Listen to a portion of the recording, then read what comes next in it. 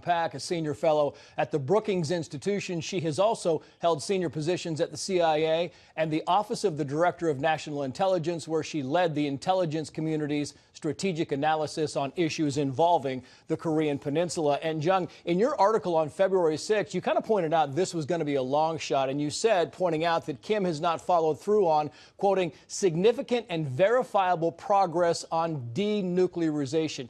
Did this summit, the second summit, pan out the way you thought it would? I'm not sure that anybody thought that it would turn out this way, with both sides walking away. And I think President Trump was right to walk away. What the North Koreans were offering was really actually a bad deal, and that they were asking for what amounted to the most effective sanctions against North Korea in exchange for a small piece of denuclearization. And so it was not reciprocal or proportionate, and I think the president was right to walk away.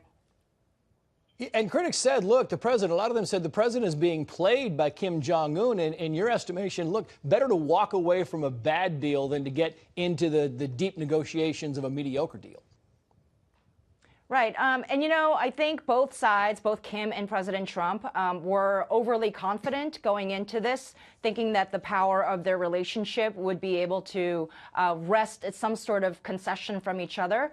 But it really points to the fact of how important process is and how important working level negotiations are, so that we don't have to come to this situation and to have this kind of miscommunication between the two leaders. So going forward, is there a Summit 3? What's the biggest hurdle between these negotiations? I think there's still an opening for a Summit 3.0. President Trump, in his press conference, left the door wide open. And even before that, he said, you know, there'll be lots of meetings, and also hinted at a third summit. And the North Korean foreign minister, when he spoke earlier today, also made it seem as if the North Koreans were open to it. But I think we have to make sure that working level discussions continue to happen.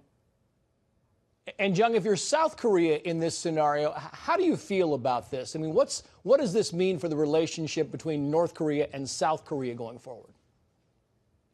The South Koreans were very enthusiastic about this summit, and they really wanted something to happen, especially on the peace declaration and the exchange of liaison offices between North Korea and the United States.